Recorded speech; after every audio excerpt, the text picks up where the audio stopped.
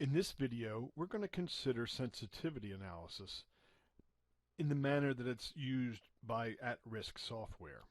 So let's begin with that little box in the middle of your screen that's reminding us that sensitivity analysis is a systematic investigation of model parameters, model inputs, assumptions, model functional form. What we're going to be using is a familiar model. We're going to be using this model that was the Vibrio parahemolyticus model. And here I've highlighted column E. Column E goes to one of the assumptions. We assumed that people ate oysters in something more than a meal. It could be an appetizer. There could be a meal of oysters. But on the eastern coast of the United States, we have oyster roasts. And in an oyster roast, a person may show up early in the day, 11 a.m. or so, and be eating oysters throughout the afternoon until 5, 6, 7, or 8 o'clock at night. So we had to invent something called an eating occasion, and we assumed that an eating occasion was a proper way to model this. So we could go ahead and change that assumption and look at hors d'oeuvres or just a meal, or look at it in different ways. In addition, we had to make some assumptions about how many oysters that were harvested were consumed raw and how many were consumed cooked. So you're always going to have assumptions when you build a model, and it's important to vary those assumptions to see if they're going to affect the answers that are provided. Let's look at model functional form. Model functional form also has to do with the arithmetic, the way that you combine and unite these variables that you see here. But for this model in particular, there's a better example of a model functional form. We're going to come on down here to this cell right here. In cell E42, we have the probability of illness. And if you look up here in the function line here, you'll see a formula. Don't worry about the details of that formula. All I want you to do is to see that formula. And this is the dose response curve. So this takes the number of pathogenic Vibrio. In the example we're looking at right now, that's 2,929. It plugs it into this equation and says if you consume that many pathogenic Vibrio, then you have basically one chance in 10,000 of getting sick. Now I'd like you to keep your eye on that functional form up there, because I'm going to go over here in this model. This is the beta Poisson, and you can see that this model provides three different functional forms for the dose response curve. Here I just clicked on the Probit model, and you see now on the function line a very different functional form. I'm going to click on the Gompertz, and you see it changes once again, and we're back up to the beta Poisson. So in this particular risk assessment, they did investigate three different functional forms for the dose response model. So you can begin to see how the assumptions in the model functional form can be investigated here. To look at these model parameters and model inputs, I'm going to soon do a risk assessment, but let's talk first about model parameters. Parameters are constant. Here's a constant right here, the mean water temperature. That was taken at a certain time of year in a certain location, and that provided the model parameter value. The mean below it is another parameter. And so you will find different numbers of parameters in different models. These are constants that are entered into the model, and then they figure in the calculations of the risk outputs in some form. In this case, in case it's been a while or you don't remember, if I click on the defined distributions, you see here the cell references are to E8 and E9. It says use those parameters to define the variability in water temperature.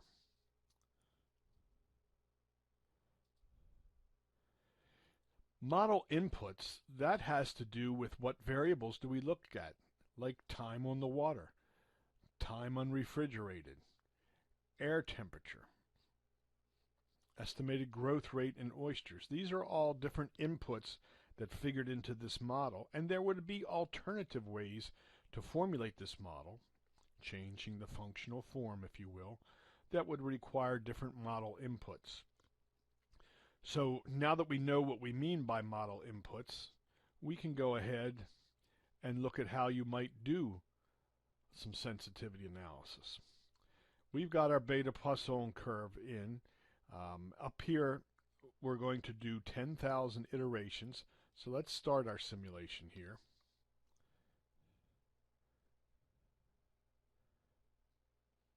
A little slow.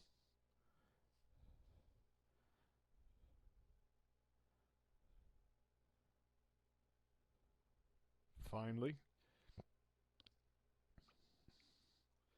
I have a view here that will look foreign to you. Let me switch on over to the probability density. This is what we were expecting. A 0 means the person did not get sick. 1 means the person did get sick. If we look over here at the average, we see 0.0009. So there were 9 out of the 10,000 people who got sick in this particular instance. Now what we would like to know is, of all the inputs in our model, which one contribute the most to this variability that we're looking at, this 0-1 variability? So down here on the output is a little tornado icon. If you click on the tornado icon, it asks for some options. We'll pick regression coefficients. And that was the value that we began with, that we saw here. So this is saying this variable, illness, yes or no, which is the cell we're looking in, cell E44 itself, says that explains everything about this number. Well, that would be, in the technical language, that would be called a no-duh situation, because this model, this cell right here, actually has an at-risk input. This is a distribution that we put in here, and so we get this distribution out. So it doesn't really help us. It doesn't tell us anything to help us explain what's making people sick. So what I did was I saved a few other cells as outputs. So for example, here I have the total number of Vibrio, because we know the number of pathogenic Vibrio depends very much on the total number of Vibrio. I thought it would be interesting to take a look at what is contributing to the total number of Vibrio. So let's take a look at our results. We're going to browse results, and let me go back to this view here first, the probability density. This is showing us the distribution of Vibrio that were consumed in an eating occasion. It was between a minimum of 18 and a maximum of over 14 million. Now when I click on the tornado graph, choosing regression coefficients, now you see that there are a number of variables here listed. And this is saying the item that contributes the most is the grams of oysters consumed. That contributes most to the number of Vibrio, the size of the meal. And you can see here that the bar stretches out to the right, so that means this is a positive relationship. The more grams of oysters consumed, the more Vibrio consumed. No mitigation for the moment. That is a mystery to us. So let me show you something here. Just take a look at these values, 0.52, 0.32, minus 0.26 for the number of oysters per meal. And we're going to close this. I'm going to go up to the results cluster, to simulation sensitivities. And what we're interested in is cell E39. That would be this column right here. So we're also interested in regression coefficients. So let me change regression coefficients. And here's that 0.52, the 0.32, the minus 2.62. So what we now have, though, is a way to trace back. So here's what we're learning from this. The value in cell E36, that would be right here. The value in cell E36 contributes more to the variation in the number of bacteria consumed than any other variable. Second most is contributed by E11. And right now we can't see that on our screen, so let me move on up a bit. We see now that E11, that's the number of Vibrio that you have at the start.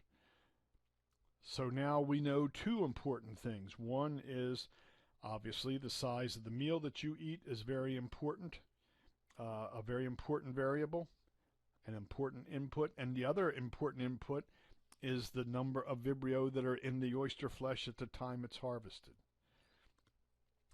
The number 3 item is oysters per meal, and that is something that you don't see in the green column, but we know where to look for it. It's in L25, so we look over here and say, there it is. And this very much is related, closely correlated to the size of the meal. So we can now say that these are the variables that contribute most to the variation. What that would mean is, if we want to improve our estimates, and you can't do everything, the single best thing we can do is try to get the best possible estimate of grams of oysters consumed. And as it turned out, that was a variable that was highly uncertain. We didn't have much information about the amount of oysters that were being consumed. What we did do was we estimated the number of oysters per eating occasion over here, and took an average size of the oysters and calculated the size of the meal in that fashion. The second best thing that you could do would be to figure out this relationship between water temperature and log count of Vibrio. So what we've done here, At Risk calls this a sensitivity analysis. I would tend to say that this is more of an importance analysis. Importance analysis being one tool in the sensitivity analysis tool set. So this is how you would find out which inputs would be contributing the most. Let's pull this up again. Browse results. This helps us see which of the inputs in this model contribute most to this variation that we're looking at right here. Okay? Now you could do that with any variable in your model. All you have to do is save it as an output. I did that here. This is the log count in grams, log count per gram. Let me change the graph back to the probability distribution. And this is basically showing you the distribution of Vibrio parahemolyticus measured in logs per gram of oyster flesh. And once again, now we can say, okay, what contributes most to that? This is before the meal now, so we would expect that we would get something different, and indeed we do. We now know this no mitigation with cell E11, and that contributes the most. The time unrefrigerated, the water temperature, the duration of cool down. And so these all give us some information. They are telling us which inputs contribute the most to this variation.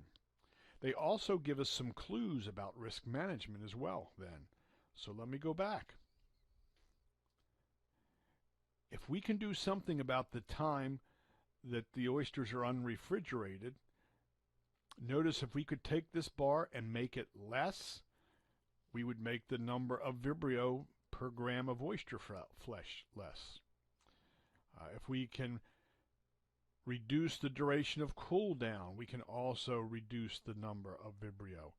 Now these are things that people would ordinarily know, but every once in a while you get a model that's complex enough that seeing this tornado graph that we're looking at here can provide you with some useful information.